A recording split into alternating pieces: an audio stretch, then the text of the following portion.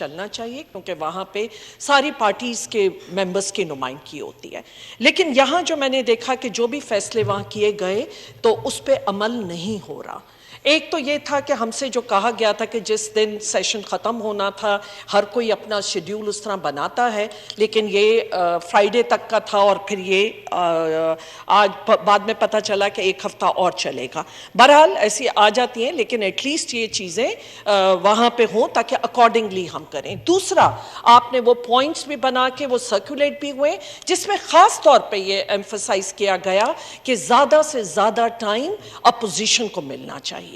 और उसके मुताबिक भी अमल नहीं हो रहा। हर चीज़ पे अगर यकीनन मैंने कहा था अगर अपोजिशन को नहीं देंगे तो आपके अंदर से वो आवाज़ें उठेंगी जो आज हमने सुनी कि वहाँ से, जिस तरह हमारे कलीग ने बहुत अच्छी बात की, MQM हो और दूसरे लोगों ने कि जिन्होंने ये बात की, तो लेकिन जो राइट है बोलने का ज़्यादा वो तो अपोजिशन का होना चाहिए। इसके साथ स्पीकर साहब, आज बहुत मुझे 2002 का वक्त याद आ गया जब आपने ये अनाउंस किया कि लीडर ऑफ द अपोजिशन कौन होंगे, और उनकी वो तकरीर थी कि जहां पे अपोजिशन से ज्यादा ट्रेजरी बेंचेस पे डेस्क थंपिंग हो रही थी। तो आप वही बात करना चाहते हैं और उसके बाद सवाल हम कर रहे हैं, जवाब बजाय मिनिस्ट्री के आपके यहां से कॉलीग दे रहे हैं कि वो जवाब वो लोग दे रहे हैं। तो ये तो इस तरह अगर आपने पार्लियामेंट चलाना है, यही बातें सुननी है, तो बी टीम की तरह आपने अपोजिशन बनानी है। देखिए 2002 में यही हुआ था जब मोहतरमा थी, पीपल्स पार्टी की हुकूमत आई थी या मेजॉरिटी में पार्टी थी, उस वक्त पैट्रियट भी बनाई गई और उसके साथ एक बी टीम को अपोजिशन बना दिया गया था। वो सब चीज़ों के हम रहे हैं और हमने देखा कि उसका नुकसान इस पार्लियामेंट्री डेमोक्रेसी को हुआ, उसका नुकसान इस पार्लियामेंट को हुआ और वो मुश्किल से वो 2.5 साल या चल सकी। तो स्पीकर साहब, बाकी जो टाइम है, अगर हमने कहा कि अगर हम चाहते हैं कि चले, लेकिन आप जब तक अपोजिशन को नुमाइंदगी प्रॉपर नहीं देंगे, अपोजिशन वाकई जो अपोजिशन करते हैं, मैं यहाँ पे मजारी साहब ने जो बात की कि जो लोग नहीं हैं उनके खिलाफ यहाँ क्रिटिसाइज करके आप लोगों ने अगर सिर्फ एक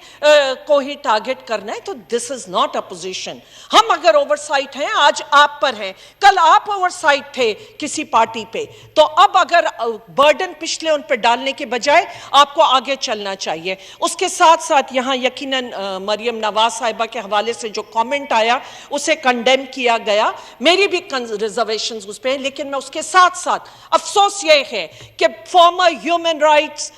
की जो मिनिस्टर हैं, जिस तरीके से उनको अरेस्ट किया गया उसे भी यहां से कंडेमनेशन होनी चाहिए थी। क्योंकि अगर आपने, क्योंकि ये तो 90 की दिहाई मुझे याद आ रही है कि जिस तरह की सियासत उस वक्त होती थी और जिस तरह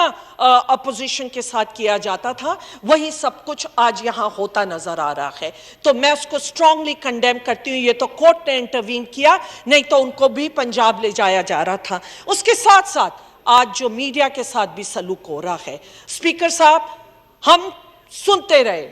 और मैं हमेशा मीडिया के हवाले से, चाहे कोई भी ग्रुप हो, हमें अगर चाहते हैं कि फ्रीडम ऑफ स्पीच के लिए अगर आप बात करते हैं तो वो सारे एंकर पर्सन, जिसमें अरशद शरीफ हो, साबिर शाकिर हो, मुईद पीरजादा हो, जिस तरह पूरे मुल्क में उनके खिलाफ FIRs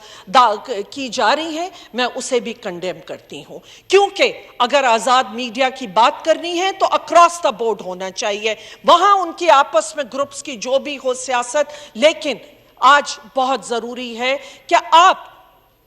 इस पार्लियामेंट को,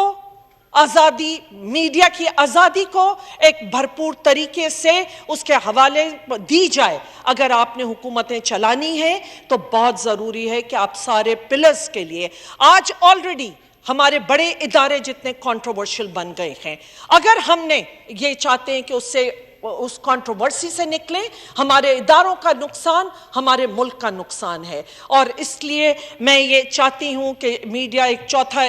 पिलर है कि उस हवाले से कोई भी चैनल से ताल्लुक़ रखते हों, लेकिन ये इस तरह की FIRs बहुत नुकसानदेह है। आखिर में स्पीकर साहब, क्योंकि लोड शेडिंग की बात हुई, शाह साहब तो खुर्शीद शाह साहब बैठे हैं, पानी की बात पे तो वो ज़रूर आगे जवाब देंगे, लेकिन जी सो रहे हैं शायद जी। बहरहाल मैं